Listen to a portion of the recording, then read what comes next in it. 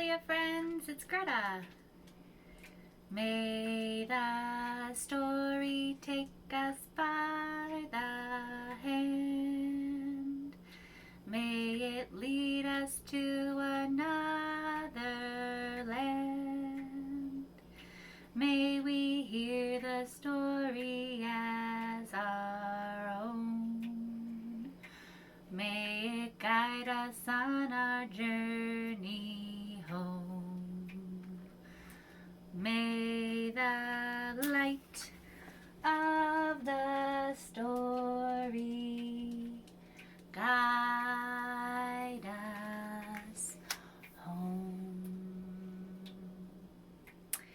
The Little House, Her Story by Virginia Lee Burton.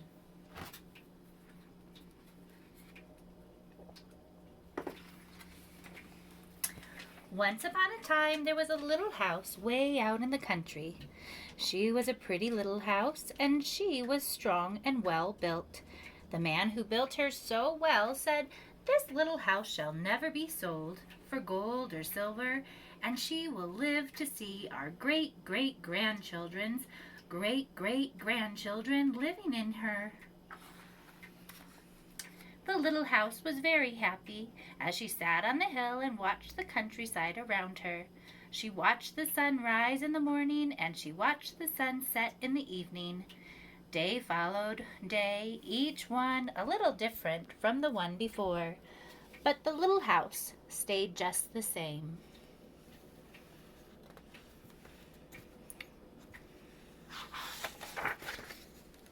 In the nights, she watched the moon grow from a thin new moon to a full moon, and then back again to a thin old moon. And when there was no moon, she watched the stars. Way off in the distance, she could see the lights of the city. The little house was curious about the city and wondered what it would be like to live there.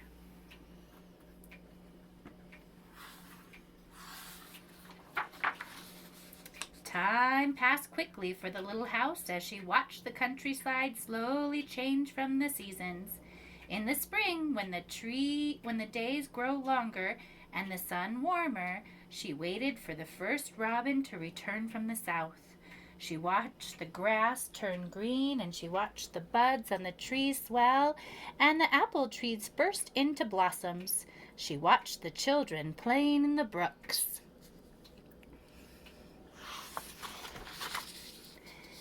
In the long summer days, she sat in the sun and watched the trees cover themselves with leaves and the white daisies cover the hill.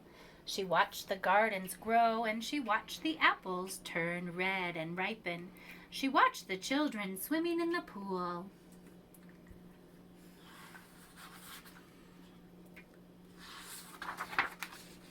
In the fall, when the days grew shorter and the nights colder, she watched the first frost turn the leaves to bright yellow and orange and red.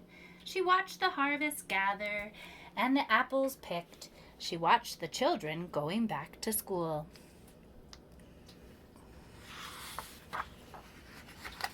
In the winter, when the nights were long and the days short and the countryside covered with snow, she watched the children coasting and skating. Year followed year. The apple trees grew old and new ones were planted. The children grew up and went on to the city, and now at night the lights of the city seemed brighter and closer. One day the little house was surprised to see a horseless carriage coming down the windy country road. Pretty soon there were more of them on the road and fewer carriages pulled by horses. Pretty soon along came some surveyors and surveyed a line in front of the little house. Pretty soon along came a steam shovel and dug a road through the hills covered with daisies. Then some trucks came and dumped big stones on the road. Then some trucks with tar and sand. And finally a steamroller came and rolled it all smooth, and the road was done.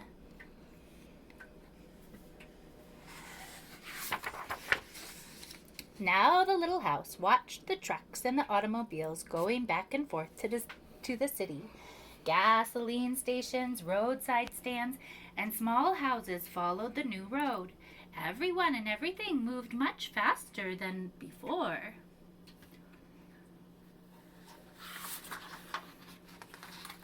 More roads were made and the countryside was divided into lots.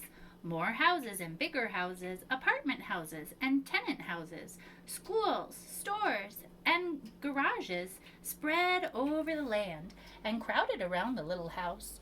No one wanted to live in her and take care of her anymore. She couldn't be sold for gold or silver, so she just stayed there and watched.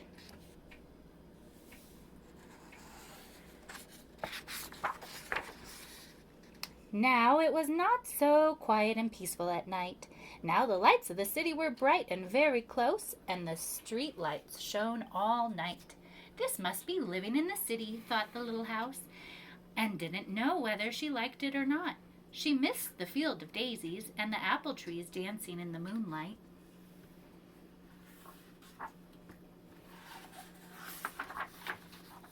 Pretty soon, there were trolley cars going back and forth in front of the little house. They went back and forth all day and part of the night. Everyone seemed to be very busy and everyone seemed to be in a hurry.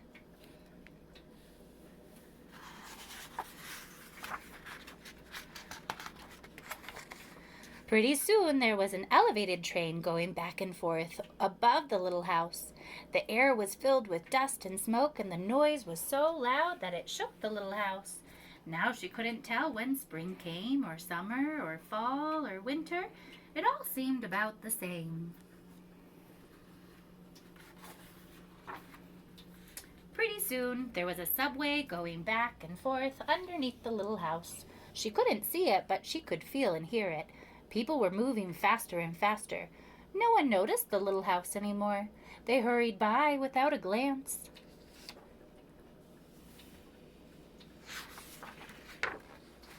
Pretty soon, they tore down the apartment houses and tenant houses around the little house and started digging big cellars, one on each side.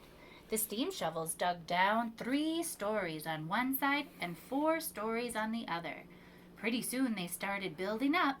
They built up 25 stories on one side and 35 stories on the other.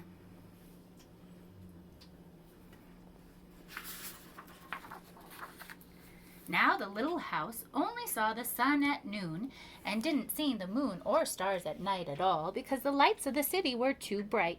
She didn't like living in the city. At night she used to dream of the country and the field of daisies and the apple trees dancing in the moonlight.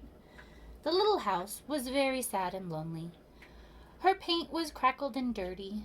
Her windows were broken and her shutters hung crooked.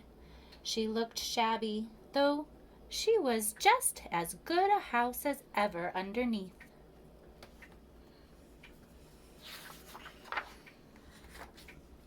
Then one fine morning in spring, along came the great-great-granddaughter of the man who built the little house so well. She saw the shabby little house, but she didn't hurry by. There was something about the little house that made her stop and look again. She said to her husband, "That little house looks just like the little house my grandmother lived in when she was a little girl. Only that little house was way out in the country on a hill covered with daisies and an apple tree growing around."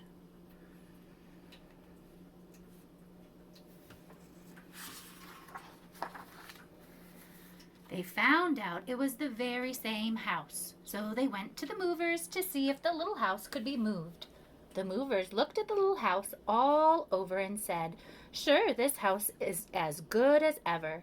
She's built so well you can move her anywhere." So they jacked up the little house and put her on wheels. Traffic was held up for hours as they slowly moved her out of the city.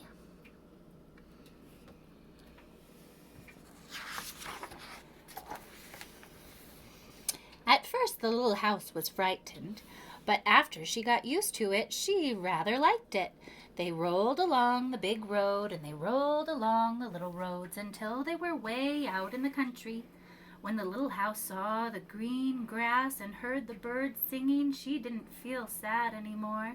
They went along and along, but they couldn't seem to find just the right place. They tried the little house here, and then they tried her there. Finally, they saw a little hill in the middle of the field, and apple trees growing around. There, said the great-great-granddaughter, that's just the place. Yes, it is, said the little house to herself. A cellar was dug on top of the hill, and slowly they moved the house from the road to the hill.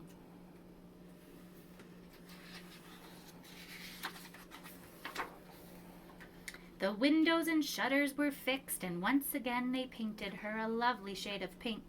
As the little house settled down on her new foundation, she smiled happily. Once again she could watch the sun and the moon and the stars. Once again she could watch spring and summer and fall and winter come and go. Once again she was lived in and taken care of.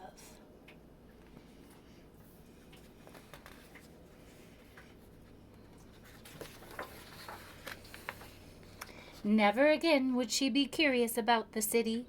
Never again would she want to live there. The stars twinkled above her. A new moon was coming up. It was spring, and all was quiet and peaceful in the country.